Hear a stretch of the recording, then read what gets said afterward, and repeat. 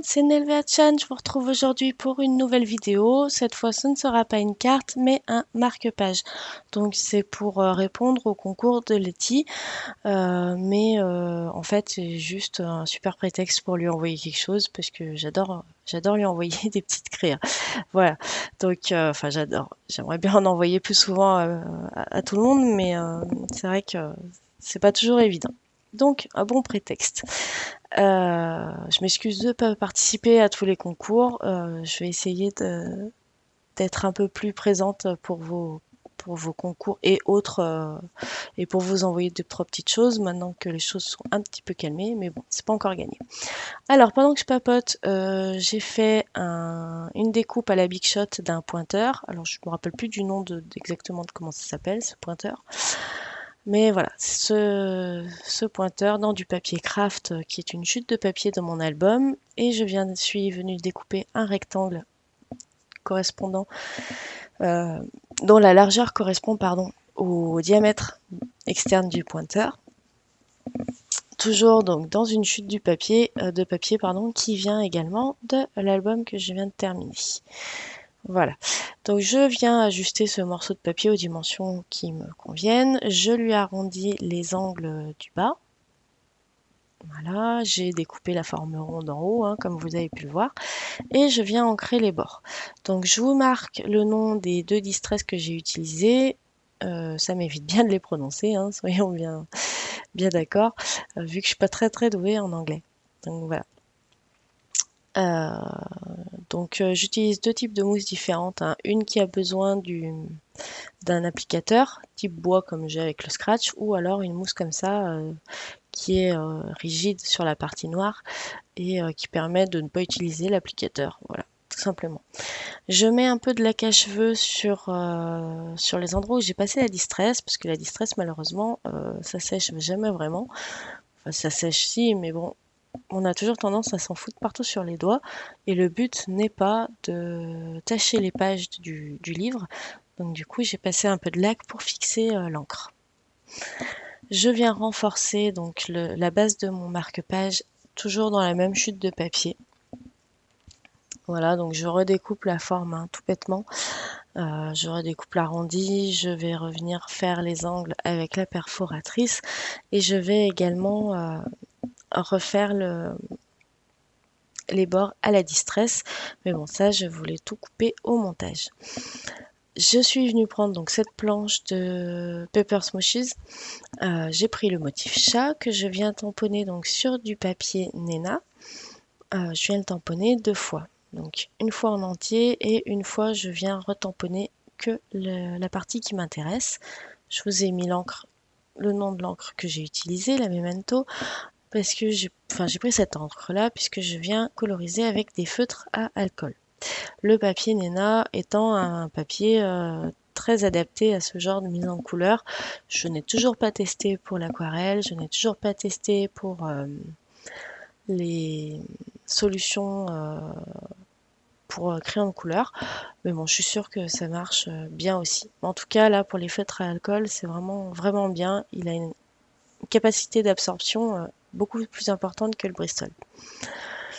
Donc j'utilise mes feutres touch. Alors ce sont des références que vous trouverez sûrement pas, les touch, enfin plus maintenant, ou alors à l'étranger.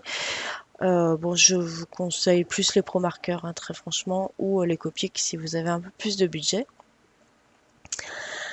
Mais après voilà, ce sont des références Colgray, et les Colgray, vous en avez à peu près quasiment dans toutes les marques de feutres à alcool. Vous avez une gamme de feutres gris qui s'appelle Colgray ou pas loin. Donc ce sont des gris froids. Donc ça peut vous donner à peu près les numéros de nuances que j'ai utilisés. Alors, bon, pendant que je fais la colorisation, une petite aparté. Donc je viens de changer de casque pour enregistrer le son. Normalement, il devrait y avoir beaucoup moins de bruit parasite. Notamment, ce qui me gênait le plus, c'est qu'on entendait les ventilations de mon ordinateur. Alors normalement, je faisais l'enregistrement son sur un ordinateur portable, ce qui me permettait d'être isolée dans une pièce pour le faire. Bon là, le nouveau casque que j'ai, qui est il n'y a pas photo, il est carrément 50 fois mieux que celui que j'avais avant.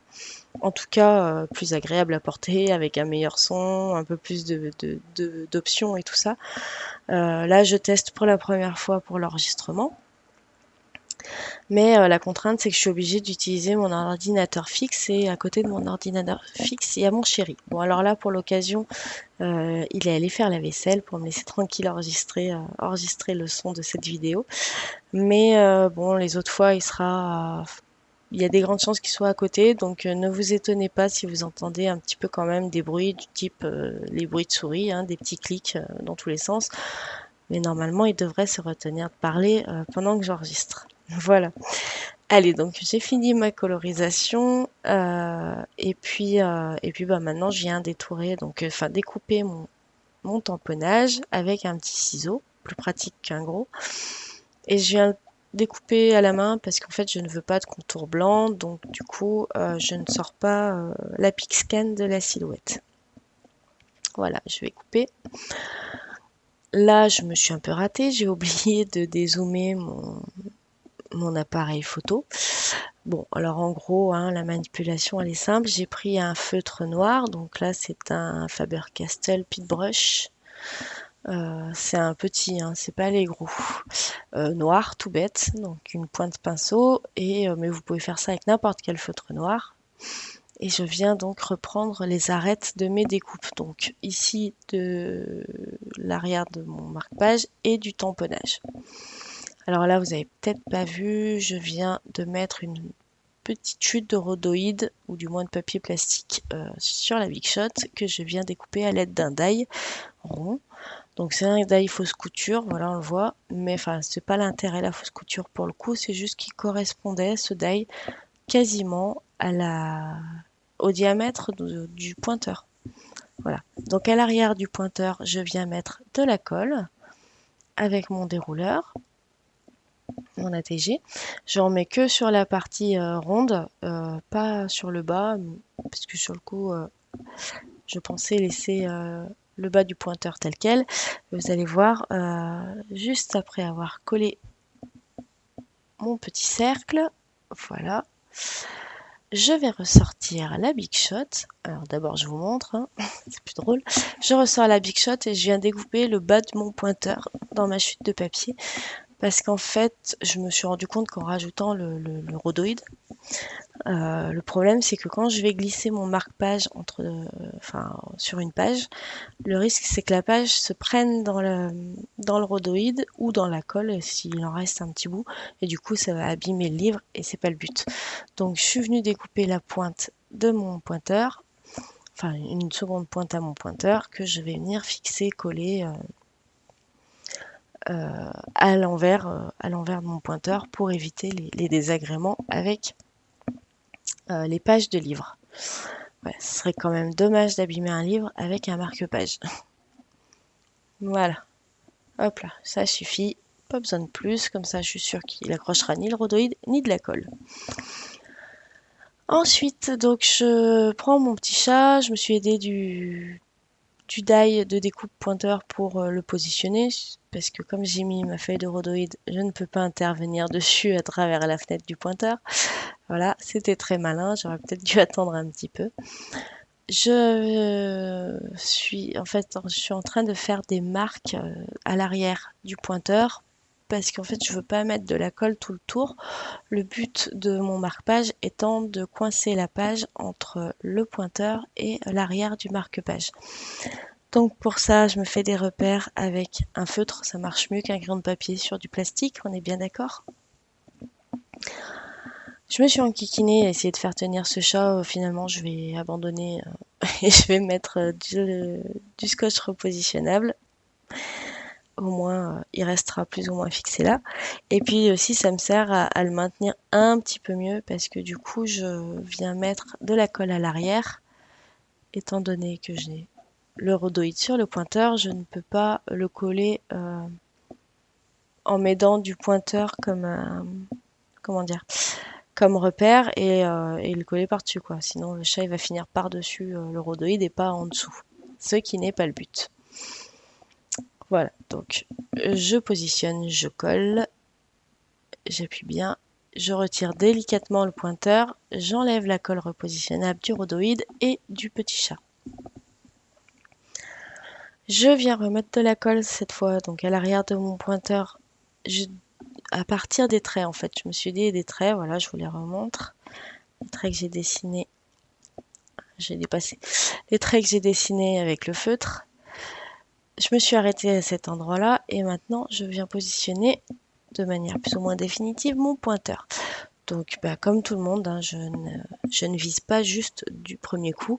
Donc voilà, une petite accélération qui vous montre à quel point, ça peut prendre du temps parfois de coller correctement et faut pas s'en faire pour ça. On est toutes pareilles, hein.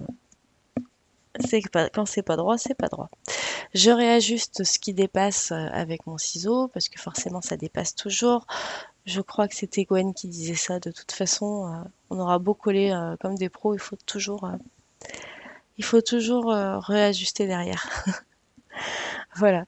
Donc alors, je viens retracer des traits. Hop là, ça bouge.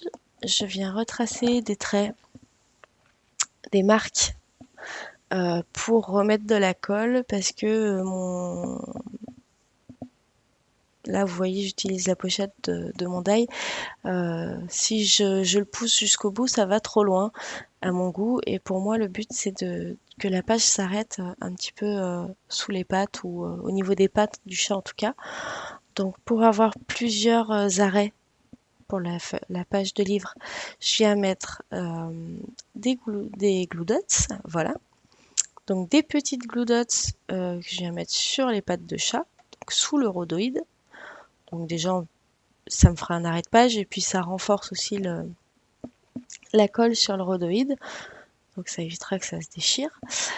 Je rajoute ce qui me manque de colle sur les côtés sous le pointeur et je viens maintenant j'ai découpé et je viens coller les petites pattes que j'avais colorisées en supplément du tamponnage principal pour venir les positionner par-dessus le rhodoïde. Voilà, donc je vais mettre d'une pince pour aider et une fois que c'est tout bien collé, je vérifie et on n'est pas trop mal. C'est un peu penché mais on n'est pas trop mal.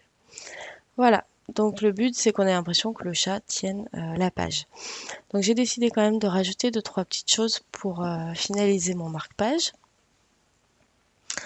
Donc déjà j'ai pris cette Enamel Dots qui n'en est pas une, c'est une Enamel Dots faite maison avec les perles Lama de chez Ikea. Donc ce ne sont pas des perles Lama, mais bon, c'est plus ou moins la même chose. C'est le même principe, c'est de la copie. Voilà. Et je viens rajouter également donc ces petits papillons noirs. Donc ce sont des papillons un peu style sequin que l'une d'entre vous m'avait envoyé précédemment. Et donc du coup, en fouillant un petit peu tous mes scraps bidules, j'ai trouvé ces 3 petits papillons qui m'ont beaucoup plu et je me suis dit qu'ils iraient très bien avec le marque-page.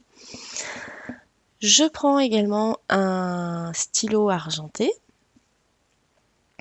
Alors, voilà, la marque, il n'y a pas de marque, hein, je les ai achetés en Chine. Donc vous voyez marqué Queen, mais vous avez vu marqué Queen, mais enfin bon, vous ne trouverez pas l'équivalent chez nous. Alors il marche plus ou moins si on les garde bien la tête en bas. Mais bon là pour le coup l'argenté a très bien fonctionné. Donc fausse couture alors toujours sur le pointeur, mais en fonction donc des découpes extérieures et intérieures du die. Ensuite je prends cette planche de tampon Scrap Plaisir. Je viens récupérer ce tout petit tampon. Non, ce n'est pas une moustache.